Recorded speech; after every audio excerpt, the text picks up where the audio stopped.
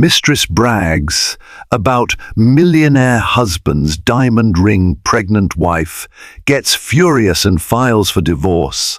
Caroline Winston never thought she would become that woman, pregnant, heartbroken, and on the brink of divorce. Yet here she was, staring at scandalous photos on social media, her husband's mistress, Megan Hughes, proudly flaunting a diamond ring worth more than most people's homes.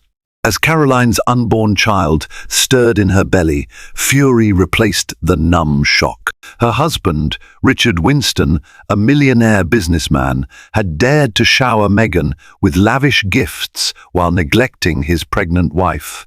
Enough was enough. Determined to protect her future and her child's, Caroline set her sights on one goal: to walk away from Richard's deceit and reclaim her life. Caroline Winston used to love the morning sipping her tea, enjoying the sunlight streaming through the windows of her stately colonial home in Westchester County. She'd once believed she and Richard shared a life built on loyalty and common dreams, a family, thriving careers, the promise of a stable future. But recently, the sense of security she cherished had started to unravel.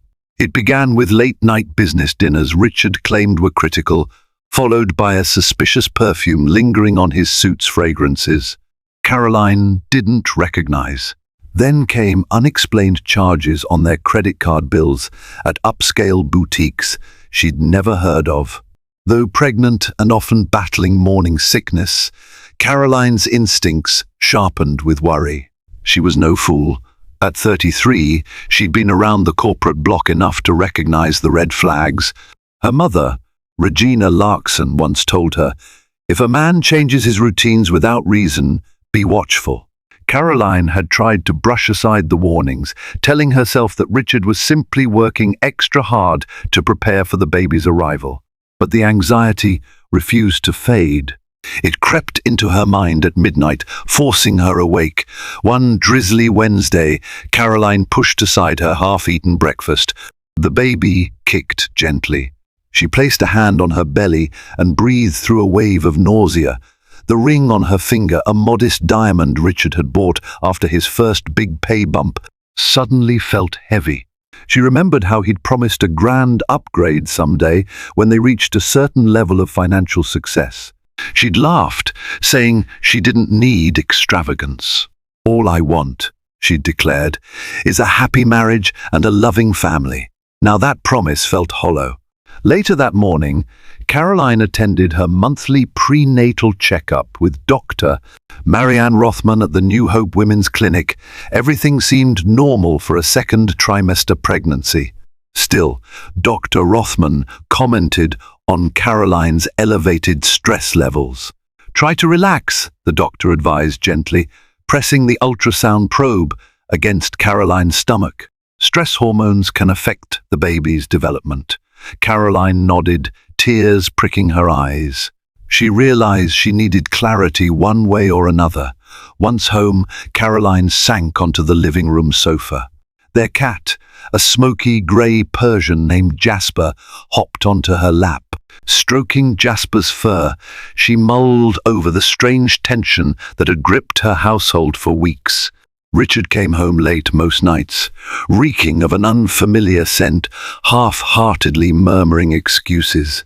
She suspected an affair, but had no concrete proof, only illusions of guilt that gnawed at her. But beneath the worry simmered anger. If Richard truly betrayed her, how dare he do it while she was expecting their child? It was a violation, not just of marital vows, but of everything Caroline believed family should be. A knock at the door startled her from her thoughts. Their housekeeper, Ava Santos, poked her head in. "Sorry to bother you, Mrs. Winston. A delivery arrived. Looks like flowers." Caroline's heart leapt with a glimmer of hope. Maybe Richard sent them as an apology or a romantic gesture. She hurried to the foyer, only to discover an elaborate bouquet of red roses. The card read, "You take my breath away always, monsieur." The initial clearly wasn't R for Richard. This was from someone else to someone else. Had there been a mix-up with deliveries? Confused, Caroline rechecked the address label. Mr. Richard Winston, Redwood Lane. It was correct. The card, however, was not addressed to Caroline. It was addressed to a Megan Hughes. She felt her stomach twist. Red roses from her own husband to another woman, or from some unknown admirer to the mistress? The details were muddled, but the message was clear. Megan was in the picture. Caroline stood in the foyer numb. Just then her phone buzzed. It was a text from Richard, working late. Don't wait up. That was it. No explanation, no apology for the day's confusion. Fury and heartbreak collided in Caroline's chest. She clenched her fists around the bouquet. Something had to give. She would no longer bury her head in the sand, pretending her marriage was fine. Truth beckoned, however ugly it might be.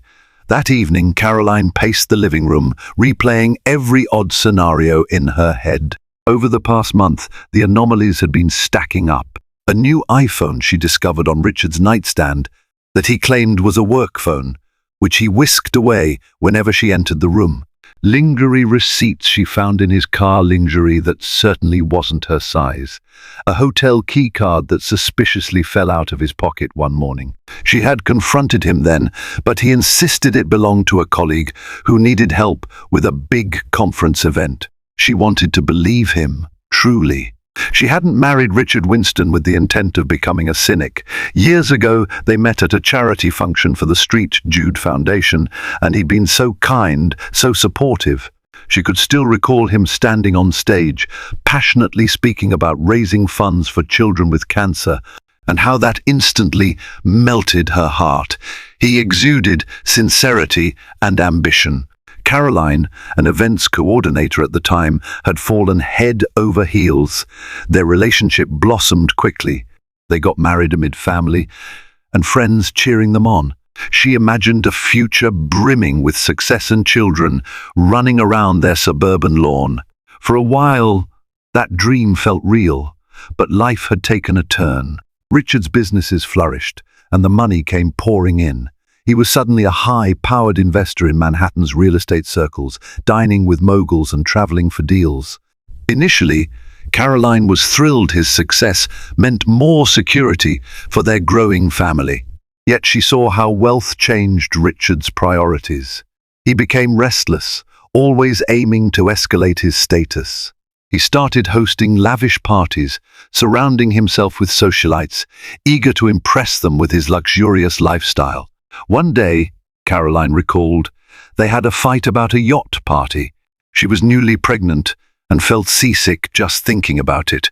You promised to be there, he complained, ignoring her pleas that she couldn't handle waves and loud music. When she stood her ground, he stormed off and left her to fend for herself, making her question if his concern for her and the baby was genuine or simply for show. Now, with the rose bouquet fiasco, Caroline's doubts crystallized. She grew convinced Richard was having an affair. The question was how long it had been going on and whether he'd come clean if pressed. Summoning her courage, she dialed the private investigator recommended by her friend, Linda Freeman. Linda had once discovered her own husband's affair through a PI named Daniel Jenkins, who provided photographic and financial proof. Caroline had never envisioned hiring someone to spy on her spouse, but she felt she had no other choice. "Hello, this is Jenkins," answered a composed male voice. Caroline hesitated, her heart pounding. "Hi, my name is Caroline Winston. I was referred by Linda Freeman. I suspect my husband might be unfaithful, and I need confirmation." They set up a meeting at Jenkins's discreet office on Lexington Avenue. After the call, Caroline sank into the couch, a wave of apprehension washing over her. She felt guilty. Investigating her own husband was a betrayal of trust. But then again, if he was betraying her while she carried his child, did he truly deserve her devotion? Caroline's appointment with Daniel Jenkins came the next day. She traveled into Manhattan, a city that both invigorated and intimidated her with its skyscrapers and bustling energy.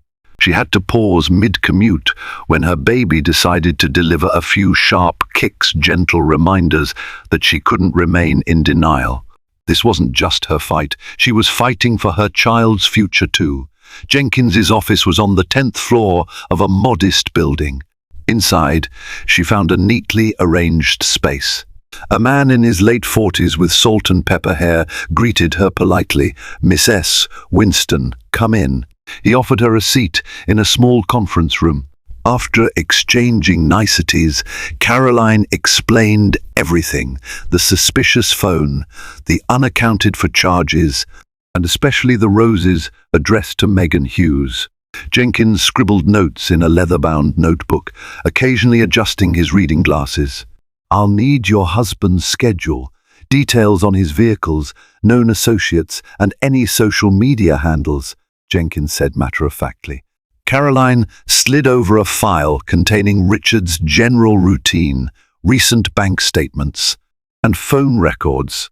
"Whatever it takes," she said, trembling slightly. "I just need to know the truth." Jenkins nodded. "We'll begin surveillance immediately. If I find evidence of an affair, I can compile it into a report.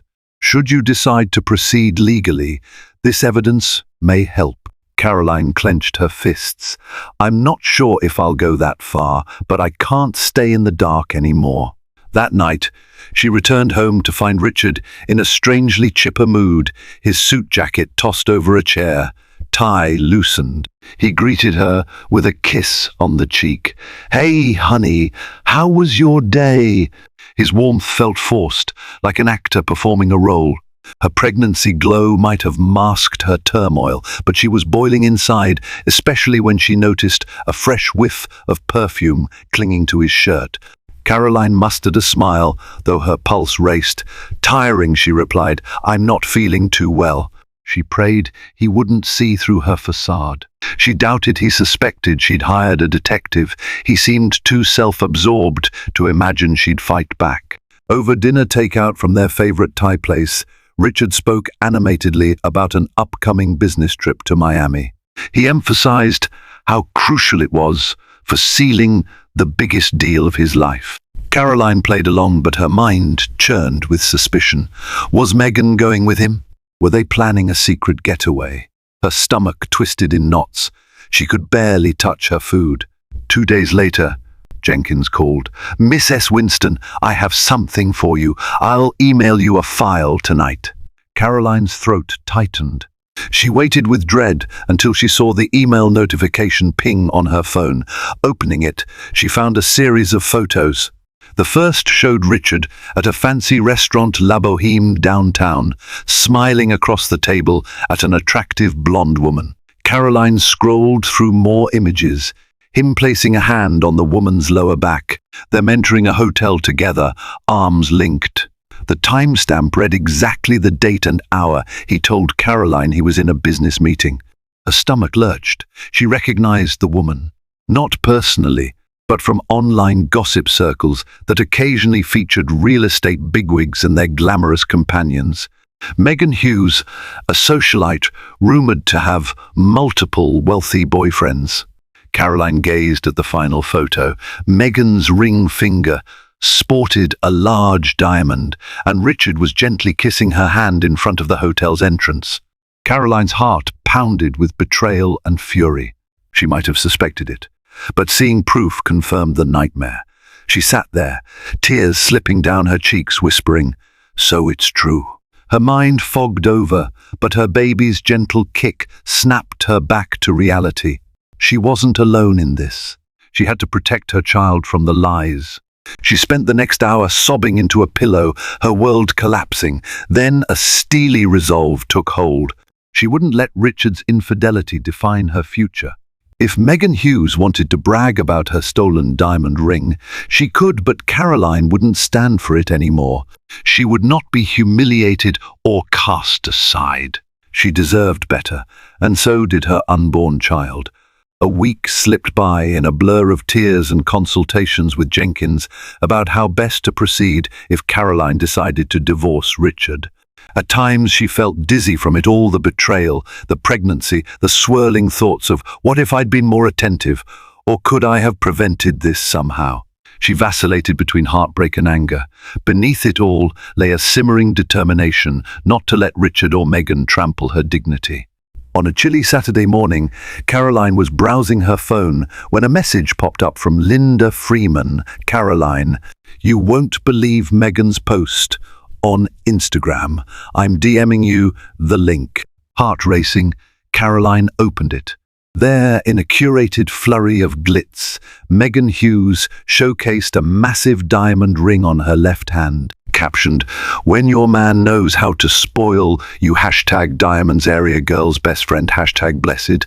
Caroline felt the blood drain from her face. The background was the lobby of the Regal, a 5-star hotel in the heart of Manhattan. She recognized the marble columns from Jenkins's photos. The ring was enormous, far larger than the ring on Caroline's own finger. Immediately, Caroline's phone started lighting up with messages from acquaintances and even distant relatives. "Isn't that Richard's rumored mistress? So sorry you have to see this. Are you okay? You need to leave him," and so on. Her hand trembled as she scrolled through comments on Meghan's post, many from strangers congratulating her, others gossiping about which wealthy man had footed the bill. Some comments even speculated about Richard Winston, referencing rumored sightings. Meghan never directly named him, but the subtext was clear to anyone in the know. The smugness radiated from every photo. Fury burned in Caroline's chest. Her cheeks flushed hot with embarrassment. How dare Meghan flaunt this ill-gotten prize, especially when Caroline was pregnant with the man's child? The affair was vile enough, but to boast publicly about the diamond ring? It was a brazen attempt to dethrone Caroline as Richard's wife. She fought back tears, refusing to let Meghan see her crumble. Later that night, she confronted Richard in their living room. He'd just returned from work, suspiciously smelling of champagne. Caroline stood, arms folded, phone in hand. "Care to explain this?" She thrust the screen toward him, showing Meghan's Instagram post. Richard froze. His face paled. "Caroline, it's not she's exaggerating. I didn't buy her that ring," he stammered, though the guilt was obvious. "You expect me to believe that? Are you seriously going to stand there and lie?" She glared at him, adrenaline surging. "I have proof you've been seeing her. Stop denying it." He swallowed hard. "One, I made a mistake," he began, stumbling over his words. "It just happened once, twice. I mean, it wasn't supposed to go this far." Caroline's voice trembled with rage. "You have a pregnant wife at home and you're giving diamonds to another woman? How far did you plan to take it, Richard?" He ran a hand through his hair, desperation in his eyes. "Caroline, the first messed up. But it doesn't have to end us. She's nobody, just a fling. I love you." His voice cracked. A bitter laugh escaped Caroline's lips. "Then why is she acting like she's engaged to you? Why are you so absent from our life? Why are you never here for doctor's appointments or to talk about the baby's future?" Richard tried to approach her, hands outstretched, but she stepped back. "Don't touch me," she hissed, tears slipping down her cheeks. "I can't believe you. I can't look at you. I'm done playing the good wife while you flaunt your cheating." He reached for her again, but she sidestepped him, voice trembling. "If you won't leave, then I will. But mark my words, you're going to regret what you've done, because you're not only losing me, you're losing this family we planned." She stormed into the bedroom, slammed the door, and locked it, chest heaving. Outside, she heard Richard's muffled pleas, but she covered her ears, refusing to let him manipulate her again.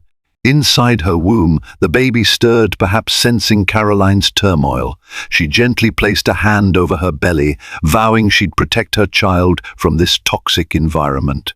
In the darkness, her tears ran hot. She was terrified and furious, but resolved. The mistress could keep her diamond ring. Caroline would keep her pride and build a new future without Richard Winston, no matter how painful that journey might be. Days passed in a haze of avoidance. Richard vacated the house early in the mornings and returned after midnight, presumably staying with Meghan or hiding in some luxury hotel. Caroline no longer cared enough to ask. Each day her resolve to leave solidified, fueled by fresh humiliations. Strangers sent her pitying messages online, whispering about how everyone knew Richard was carrying on with Meghan. She discovered that the ring's rumoured price tag was upwards of $150,000, a shocking sum he'd never even considered spending on his own wife. During one sleepless night, Caroline rummaged through financial records. To her horror, she realized that Richard had drained a sizable portion of their joint savings to buy the ring money that was supposed to help with hospital bills, the baby's nursery, and future college funds. This new betrayal felt like a dagger through her heart. She couldn't sit by while he squandered their child's security on a mistress's jewelry. Early one morning, Caroline made an appointment with a prominent divorce attorney named Natalie Pierce. Natalie came highly recommended by Linda Freeman, who had navigated a similarly messy situation. Walking into the sleek law firm on Fifth Avenue, Caroline's heart pounded. She couldn't believe it had come to this, but each step closer felt like reclaiming her agency. Natalie Pierce was a sharp, polished woman in her mid-30s. She wore a crisp navy suit and offered Caroline a compassionate smile. "I've reviewed the details you sent," Natalie began, gesturing for Caroline to sit. "You have ample grounds for a divorce, especially given the financial improprieties and infidelity. The main question is how to proceed to protect your best interests." Caroline took a shaky breath. "I want out, but I also want to ensure my baby and I are cared for. What can we do?" Natalie leaned forward. "We can file on grounds of adultery and dissipation of marital assets.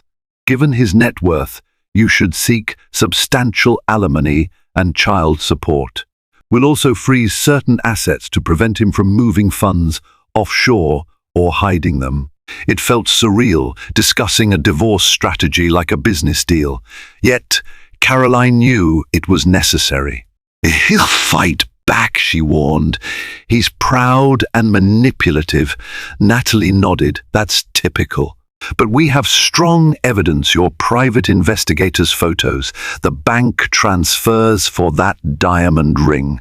Judges don't look kindly on extravagantly funding a mistress while neglecting a pregnant spouse. I can't promise a smooth road, but your case is solid." Caroline's voice trembled with gratitude and fear. "Thank you. Let's do this." Before she left, Natalie handed her a stack of documents to sign. The formality of each signature made Caroline's stomach twist in knots. She was genuinely terrified of the emotional fallout that would come once Richard realized how serious she was about divorcing. But her child's future and her own well-being demanded immediate action. That night, she found the courage to tell him. He arrived home unexpectedly at 9, stumbling slightly likely from an expensive dinner or post-work drinks. The tension was thick as Caroline confronted him in the foyer, arms crossed. "I spoke to a lawyer," she said, voice trembling but determined. "I'm filing for divorce." Richard's face paled. "Caroline, wait, don't do anything rash." She lifted a brow. "You think this is rash? You've flaunted your affair in public, wasted our joint savings on an obscene ring, and left me to deal with this pregnancy alone. I'm done, Richard." His eyes flashed with anger, then softened as though he might attempt the contrite husband act. "What about the baby? We can't break up our family." Caroline's lips tightened. "You broke it. You chose Meghan over me, over your unborn child. I'll make sure you still have a chance to be in the baby's life. But as for us, we're finished." He lunged to grab her hands, but she pulled back, an instinctive wave of revulsion coursing through her. She'd shed too many tears, endured too many humiliations. There was no going back. His eyes narrowed. "You're making a huge mistake. Meghan is she's nothing," he argued, but the ring and the nightly escapades said otherwise. Caroline felt a sudden calmness in her rage. "If she's nothing, then you threw away everything for nothing," she said, turning her back on him, walking upstairs. She needed to rest, for the baby's sake and for the long legal road ahead. Behind her, she heard Richard curse, banging a fist on the wall in frustration, but she didn't look back. She silently prayed for strength. She was choosing to walk her own path, free of deception, even if it meant facing an uncertain future as a single mother. At least she would have her dignity, and that was the final straw. The next morning, Caroline woke early. Her eyes were swollen from crying, and the baby kept shifting in her womb, as if agitated by her stress. She gingerly rose from bed and headed downstairs, half expecting to find Richard passed out on the sofa. Instead, she discovered he had left at dawn. The house felt cold and empty, reminding her that she was effectively alone now. Still, a faint sense of relief accompanied the loneliness. She didn't have to face his excuses or manipulations for the moment. Feeling drained but resolute, Caroline checked her phone. Dozens of messages flooded in, some from concerned relatives, others from acquaintances who had caught wind of the drama. Her cousin, Gabriela Mendez, a sharp-witted journalist, had texted, "If you need me to run a story about that vile mistress, just say the word. I'll roast them." Caroline managed a small smile at the offer, though she wasn't sure a public scandal would help her mental health or her baby's well-being. She did, however, accept an invitation from Linda Freeman to meet for coffee. They chose a cozy cafe called The Brew and Bloom, a place with pastel decor and sweet pastries, exactly what Caroline needed for comfort. She arrived, noticing Linda waving from a corner table. Linda's expression radiated concern as Caroline approached. Once seated, Linda reached over and squeezed Caroline's hand. "How are you holding up, sweetie?" Caroline tried to smile, but her eyes grew moist. "I've been better," she admitted. "I filed for divorce, Linda. I never imagined this would be my life, especially not while pregnant. But I had no choice." Linda nodded sympathetically, her bright red hair framing her warm, empathetic gaze. "I'm proud of you. It's not easy, but it's brave. I've been there, remember, when Mark left me for that paralegal. I thought my world had ended. But trust me, life goes on, and you'll find a new purpose." Caroline's heart lifted slightly. She recalled how devastated Linda had been, yet she emerged stronger, eventually meeting someone who valued her deeply. "I just worry about raising this baby alone," Caroline confessed, stirring her herbal tea. "I envisioned a family, 2 parents in one home. Now, everything is shattered."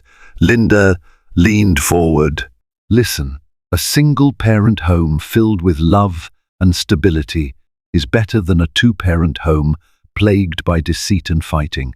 You'll give your child all the love and care needed. And you'll have help. I'm here. Your family's here. You're not alone." Emotions welled up, but Caroline nodded gratefully. They talked about the next steps in divorce proceedings, about how Caroline could gather emotional support. Linda even recommended a prenatal yoga class that had helped her friend manage stress during a high-tension pregnancy. As they finished their drinks, Caroline felt a surge of resolve. She was not powerless. She had allies, a supportive family, and enough resources to protect herself and the baby from Richard's worst. That resolve was tested later that afternoon when Caroline received an unexpected call from an unknown number. She picked up, only to hear a smug female voice. "Hello, Caroline. It's Megan Hughes." Caroline's stomach clenched. She gripped the phone, glancing around her living room as if Megan might pop out of a closet. "What do you want?" Caroline asked, her tone icy. "I'm calling to clarify some things," Megan said, voice dripping with artificial sweetness. "Richard told me you're divorcing him. I just wanted to make sure you understand that he and I are going to be together no matter what." Caroline bristled. It took every ounce of self-control not to unleash a torrent of insults. "It's none of my concern who he chooses, Megan. I filed for divorce because he's a cheating liar." "Congratulations on inheriting that problem." Megan laughed softly. "Oh, I'm not worried. He's signing over certain assets to me to ensure I'm comfortable. But you're pregnant and left in the dust. That can't feel good." A wave of righteous anger coursed through Caroline. "You're deluded if you think I'll be the one left empty-handed. My lawyer is already on it, and trust me, the court won't look kindly on a man who abandons his pregnant wife to splurge on a mistress." Silence hummed over the line. When Megan spoke again, the saccharine tone was gone. "Richard owes me, Caroline. If you push too hard for his money, you'll make an enemy of me. And I can be very persuasive, especially with the media." Caroline's heart pounded. She took a deep breath. "You're threatening me because you want to protect your ill-gotten finances? Good luck. I'm not scared of you. The truth is on my side, and I have the receipts to prove it." Megan hissed, "Fine. Do what you must. Just remember, I won't let you or anyone else ruin what Richard and I have." She hung up, leaving Caroline's ears ringing with the menacing vow. Caroline stood frozen, phone in hand, a swirl of fury and defiance fueling her. She whispered to herself, "She's underestimating me." If Megan Hughes thought she could bully a pregnant woman into submission, she was in for a rude awakening. Caroline had endured enough heartbreak. Now, she would show them both that she wasn't someone to be trifled with. The day of the preliminary divorce hearing dawned under a grey sky, spitting cold rain. Caroline braced herself for the event, dressing in a simple black maternity dress that flattered her growing belly. Anxiety fluttered through her stomach. This was her first time stepping into a courtroom for something so personal. But she reminded herself that this step was crucial for reclaiming her life and securing her child's future. Natalie Pierce met her at the courthouse entrance, providing a steady presence. "We have enough evidence to push for a favorable settlement, so don't worry," she assured Caroline. "Stay calm. Answer honestly if addressed, and let me handle the rest." Caroline nodded, swallowing her nerves. As they walked into the corridor, she spotted Richard, flanked by his lawyer, a tall, stern-faced man named Gerald Stark. She also noticed Megan Hughes, lurking a few steps behind, draped in an ostentatious fur coat despite the mild weather. When their eyes met, Megan gave her a smug, half-smile, wiggling her diamond-ringed fingers. Caroline turned away, refusing to play into the mistress's taunts. In the small hearing room, both parties sat at opposing tables. The judge, an older woman with sharp eyes, called the session to order. Natalie presented a concise summary of Caroline's complaints: infidelity, dissipation of marital assets, emotional distress, and the need for child support. She also argued that Caroline should retain the marital home, as it provided stability for the impending baby. Gerald Stark rebutted by downplaying Richard's affair, labeling it a personal indiscretion that bore little relevance to the financial aspects. He claimed that the diamond ring purchase was Richard's personal expenditure, separate from marital funds. He insisted that Caroline's demands for alimony and child support were exorbitant, given that she came from an upper-middle-class background and had potential earning power as an event planner. Caroline's anger flared, but she kept her composure, remembering Natalie's advice. When she was called to speak, she explained, voice trembling, that she had left full-time work at Richard's request to focus on the pregnancy. She had done so assuming they were a team, only to discover he was funneling money into grandiose gifts for a mistress. She reiterated her concerns about the baby's well-being. "I will not allow my child's financial security to be jeopardized by my husband's extravagant spending on another woman," she concluded, her eyes bright with unshed tears. Richard was called to speak next. He looked uncharacteristically haggard, dark circles under his eyes. "I made mistakes," he admitted, shifting uncomfortably, "but I still love my wife. I'd like to work things out." His contrite tone grated on Caroline. Just days ago, he'd been partying with Megan. Now, he was claiming regret. She suspected it was a ploy to reduce the divorce settlement.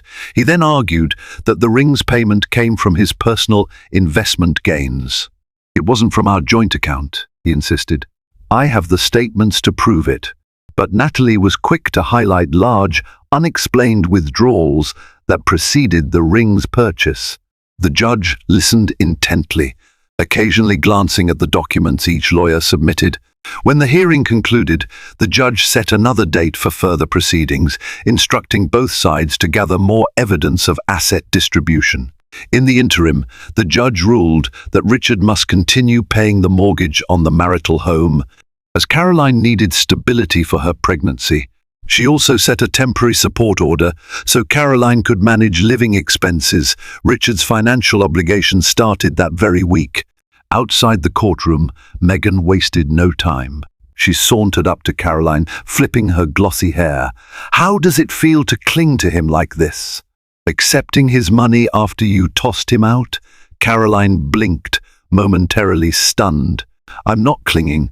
The court recognized that a pregnant woman deserves financial support from the man who helped create this baby. It's called responsibility." She turned to walk away, but Megan grabbed her arm. "Let go of me," Caroline hissed, yanking free. Some passers-by turned to watch the commotion. Megan's voice turned venomous. "Richard is mine now. The only reason he's playing the remorseful husband card is to save face in court. Once this is over, he'll be free and you'll be left with your pity money." Caroline's blood boiled. But before she could respond, Linda Freeman appeared from behind, stepping between them. "If I were you," Linda told Megan icily, "I'd worry less about harassing a pregnant woman and more about how quickly your sugar daddy might dump you if the law clamps down on his finances." Megan scowled, eyes darting to Richard, who stood by the exit, pinned under Gerald Stark's stern talk. She stomped away without another word. Caroline felt her heart pounding, tears close to the surface, but she steadied herself, grateful for Linda's timely intervention. "Thank you," she breathed. Linda patted her shoulder. "That woman has some nerve. Don't let her get to you. You're doing what's right for you and the baby." Caroline exhaled, nodding. The first legal skirmish was over, but the war was far from finished. Still, she felt a rush of empowerment. The judge's acknowledgement of her rights, Linda's unwavering friendship, and the baby's resolute kicks in her belly reminded her that she was no victim. She was fighting for her future, and she was determined to win. In the days following the preliminary hearing, tension escalated in the Winston household.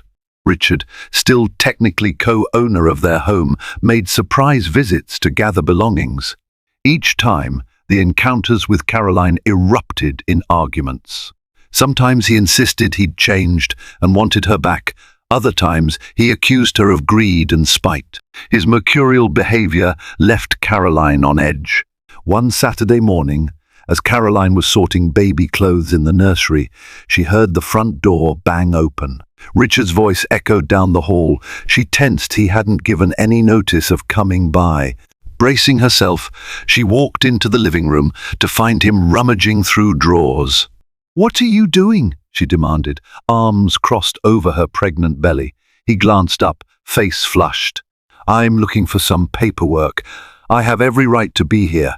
Caroline's pulse quickened, but she willed herself to remain calm. "I told you to text or call before coming. This stress isn't good for me or the baby." Richard sneered. "Since when do you care about my stress? You're the one who's milking the courts for every dollar." She bristled. "I'm not milking anything. I'm fighting for what's fair for our child. If you don't want to support me, at least support your baby." he scoffed, slamming a drawer shut. That child is mine too. Once it's born, I'll do my part. But I'm not going to let you bankrupt me.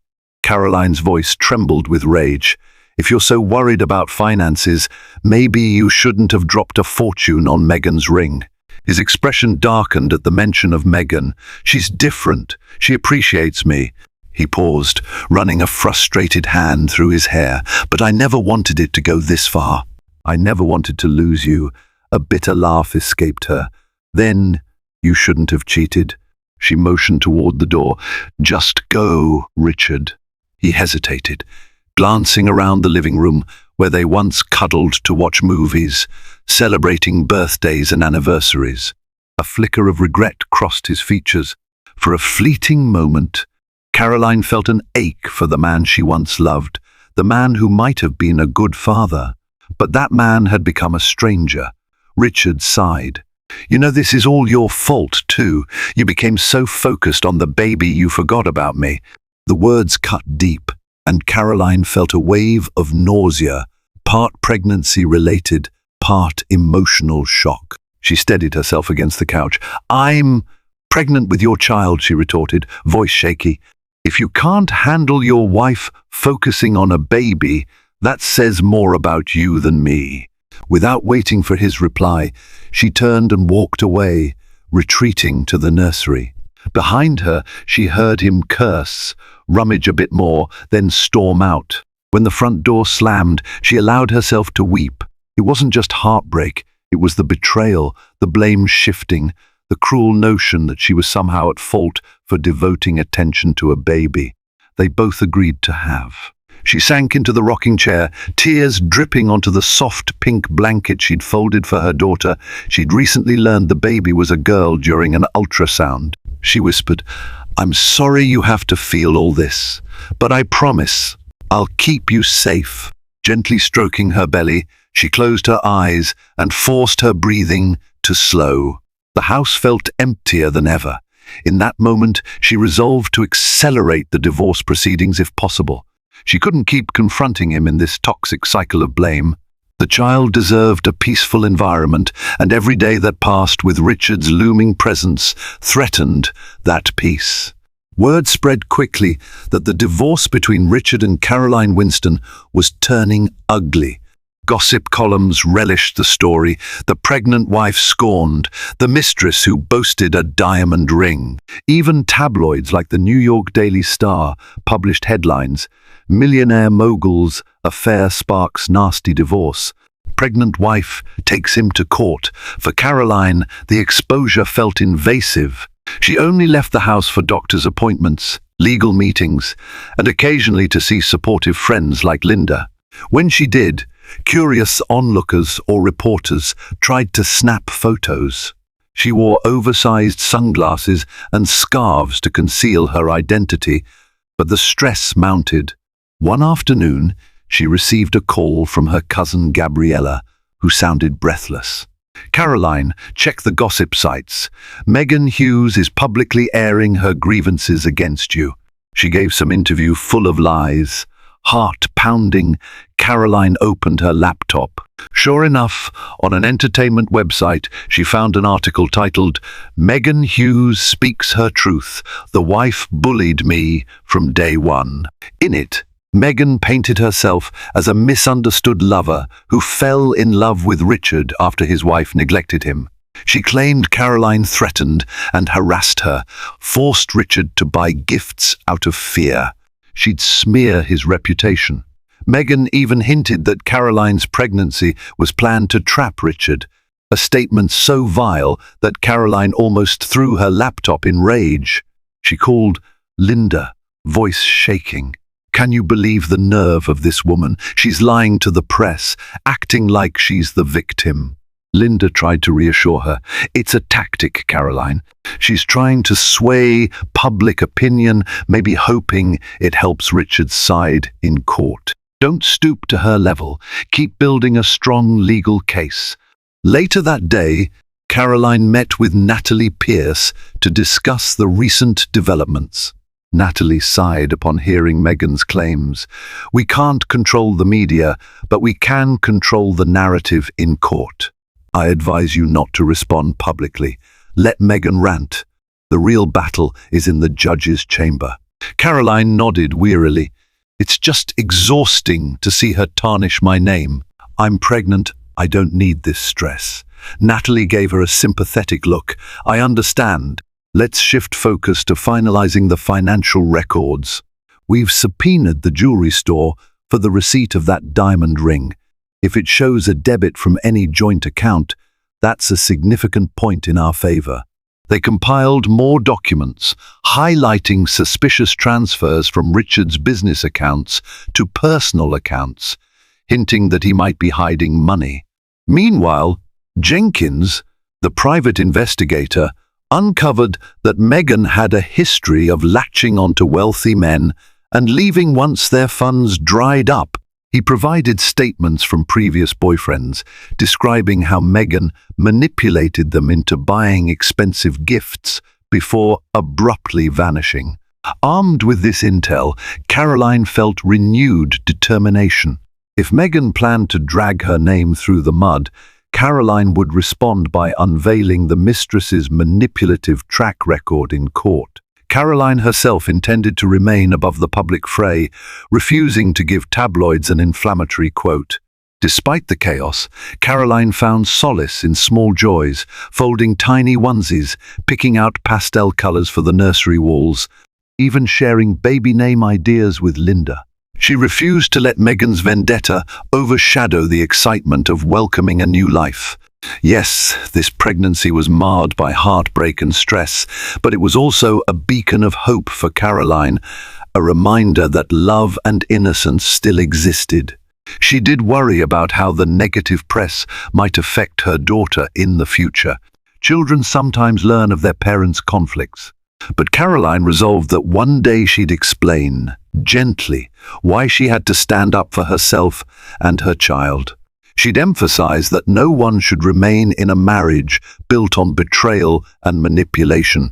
The next court date loomed, promising more conflict. Still, Caroline clung to the belief that truth would prevail.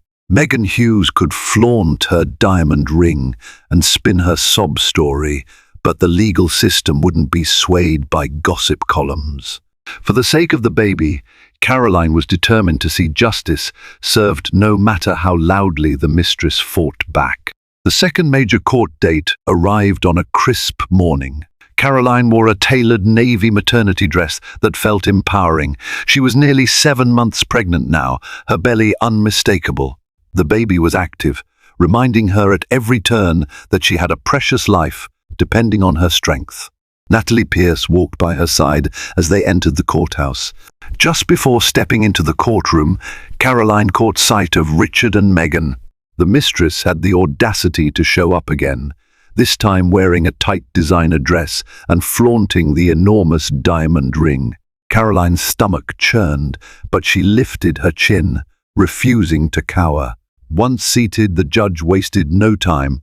We're here to address the financial disclosures, marital asset division, and the legitimacy of certain expenditures in light of Miss S. Winston's pregnancy and Mr. Winston's admitted infidelity. Natalie presented evidence from the jewelry store subpoena. It conclusively showed that $75,000 came from the Winstons' joint account funds, originally earmarked for the baby's expenses. Although the ring had cost more, the store's records were enough to prove that part of the purchase used marital resources. Caroline's fury flared anew, imagining how many baby essentials that $75,000 could have covered. Gerald Stark tried to deflect, arguing that Richard had replenished the account with his personal investments. But Natalie countered that the deposit Richard made arrived after Caroline filed for divorce, possibly an attempt to mask the wrongdoing. The judge frowned, demanding more clarity from Richard. As Richard fumbled through explanations, Meghan, seated behind the defense table, kept tossing haughty looks at Caroline. Several times, the judge had to request decorum. The tension crackled in the air. Caroline's turn came to speak about the stress she endured. She described how, at a crucial time in her pregnancy, she had to navigate discovering her husband's affair, Meghan's public taunts, and financial insecurity.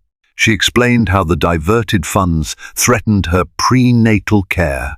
Her voice caught as she recounted the emotional pain, but she pressed on, determined to show the court that she wasn't overreaching, she merely wanted justice for her unborn child and herself. Finally, the judge addressed Richard. "Mr. Winston, the evidence suggests you used joint funds for a personal affair. You also left your pregnant wife with limited support while you maintained a second relationship. This court must consider the unborn child's interests as paramount. I'm inclined to grant Miss S. Winston a significant portion of the marital assets to ensure the child's welfare." Gerald Stark interjected, trying to lessen the blow, but the judge was firm. She scheduled a final hearing to finalize the property division and child support arrangements, stating, "Unless there's a stark turnaround in evidence, I see no reason to alter this course." Caroline's spirits soared. Meghan, on the other hand, looked like she'd swallowed a lemon. She shot daggers at Caroline, no doubt seething that her gravy train might be curtailed. Richard sank in his chair, shoulders slumped, as reality began to settle upon him. Outside the courtroom, the press waited. Natalie whisked Caroline past them with a quick, no comment. But a few reporters shouted questions, peppering them with rumors about Meghan's meltdown inside. Caroline glimpsed Richard and Meghan behind them, locked in what appeared to be a heated argument. She overheard Meghan hiss, "I won't be left with nothing," before the crowd closed in around them. By the time Caroline and Natalie reached the street, her heart was pounding. "We're in a good position," Natalie said, gently guiding her away from the media scrum. "Stay strong. The next hearing should seal the settlement." Caroline exhaled shakily, pressing a hand to her belly. The baby kicked, as if cheering her on. She allowed herself a small smile. For all the heartbreak, the legal battles, and public humiliation, she was on the cusp of securing a stable future for herself and her daughter. Caroline found herself 8 months pregnant, exhausted from the endless legal wrangling and media scrutiny that had plagued her for weeks. The second major hearing had ended with the judge warning her estranged husband, Richard, that misusing joint funds for a mistress would not go unpunished. Now, as she waited for the final court date, she felt both anxious and oddly relieved that an end was in sight. Her divorce attorney, Natalie Pierce, kept her informed about every development, from Richard's attempts to shift money around to the documents needed to finalize the settlement. Caroline tried to focus on her impending motherhood, but she battled late-night doubts.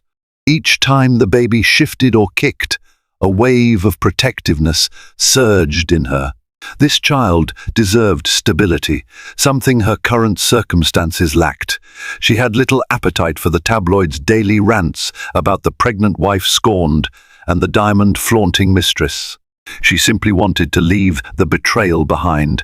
Her friend Linda Freeman often dropped by with groceries or prepared meals, determined to ease the burden. One afternoon, Linda arrived cradling a small box wrapped in pastel ribbon. Inside was a handmade baby blanket embroidered with the name Caroline had chosen weeks earlier, Sophie Winston. Caroline felt tears burn her eyes. Seeing her daughter's name in delicate pink thread transformed the swirl of anxieties into renewed hope, Linda told her. A single-parent home can be a sanctuary if it's filled with love and honesty. Caroline clung to those words, reminding herself that her strength would guide Sophie into a bright future. Meanwhile, rumors flew that Richard was under severe financial strain, caught between legal obligations and a mistress demanding more gifts to maintain her lavish lifestyle. Caroline learned from their private investigator that Meghan Hughes might have threatened to expose even more about Richard's personal dealings if he failed to keep her satisfied. Though Caroline's sympathies had run dry, she found a grim satisfaction in knowing that Richard's choices were catching up to him. Then came the day before the final hearing, when Caroline agreed to meet Richard in a public cafe. He looked disheveled, tie askew, eyes hollow. Over a half-finished cup of coffee, he claimed he was ending things with Megan. "She's toxic," he said, voice trembling. "We've been tearing each other apart." When he suggested they might reconcile, Caroline felt a flash of the old pain. She shook her head. "There's no going back. We can try to co-parent, but I can't trust you again." He stared at her pregnant belly, tears flickering in his eyes, then quietly nodded. The following morning, Caroline headed to the courthouse under a crisp April sky. She wore a loose-fitting dress that accommodated her bump. Every step reminded her how close she was to meeting Sophie. Linda and Natalie supported her as they passed through the media throng, ignoring intrusive questions. Inside, she found Richard slumped at the defense table, looking resigned. This time, Megan was conspicuously absent. Once proceedings began, Natalie methodically presented the evidence. Bank statements showing Richard's extravagant spending, testimony confirming he'd left Caroline without adequate financial security, and clear proof he'd used shared funds for Megan's diamond ring. Gerald Stark, Richard's lawyer, tried to mitigate the damage, but the judge was unmoved. She declared Caroline entitled to retain the house and a sizable lump sum payment for the stress and hardships endured during pregnancy. Monthly child support would commence the moment Sophie was born. The judge further affirmed joint legal custody, but physical custody would remain primarily with Caroline, ensuring stability for mother and child. A stunned silence followed. Richard looked toward Caroline, and for a brief moment she saw genuine remorse etched in his face. She managed a small nod. There was no victory in the destruction of their marriage, only the closure she needed to protect herself and Sophie. Exiting the courthouse, Caroline felt an overwhelming sense of relief. The process had been grueling, but now she could finally breathe. "I'm proud of you," Linda whispered, as they ducked into a taxi, leaving Richard behind with his regrets and the media's endless curiosity. In that quiet cab ride home, Caroline placed a hand over her belly, promising Sophie a peaceful life, untainted by betrayal and self-doubt. A few weeks later, Caroline went into labor late one night. Linda rushed her to the hospital, where she endured hours of contractions before finally meeting her daughter's gaze. In that instant, Sophie blinking up at her under the bright maternity ward lights, Caroline felt a love so fierce it eclipsed the heartbreak she'd endured. When Richard arrived the next day, looking awkward and unsure, Caroline allowed him a brief visit. She reminded him that if he wanted a role in Sophie's life, he'd need to be responsible, honest, and consistent. Returning home with her newborn, Caroline settled into a new routine. The nursery's pastel colors and the gentle hush of lullabies offered a stark contrast to the turmoil she'd faced.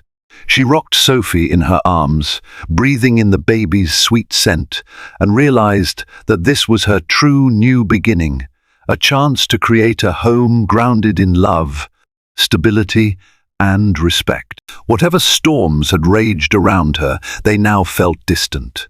The diamond ring, the media frenzy, Megan's flaunting they had lost their power to wound her. In their place stood Caroline's unwavering resolve to give Sophie a life brimming with hope, honesty, and a mother's unfaltering devotion. Thank you for joining us on this rollercoaster of secrets, betrayal, and hard-won freedom. Caroline's journey shows how life can shatter our expectations in the most painful ways, yet also how the fierce love for an unborn child and the support of trusted allies can pave a way forward. When faced with a mistress flaunting a diamond ring and a once loving husband turned distant, Caroline chose courage. She filed for divorce to protect her future and her baby's well-being, proving that no shiny trinket compares to self-respect and the promise of a peaceful home. If this dramatic tale resonated with you, please tap that like button to show your support. Share it with friends who enjoy stories of resilience and redemption. And don't forget to subscribe to our channel for more real-life drama fiction that inspires and empowers. Your engagement helps us bring you more captivating stories. Thank you for watching.